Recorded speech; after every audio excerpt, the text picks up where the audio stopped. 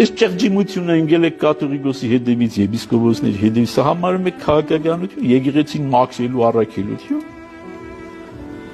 Եկեղեցին օվկիանոսի պես ինքնամաքրվելու հատկություն ունի։ Հասկանաս, ոչ ոք չի փորձում օվկիանոսը մաքրել։ Ոչ ոք։ Խենթը կմենակ փորձի օվկիանոսը մաքրել։ Հա։ Օվկիանոսը ինքնամաքրվելու հատկություն ունի։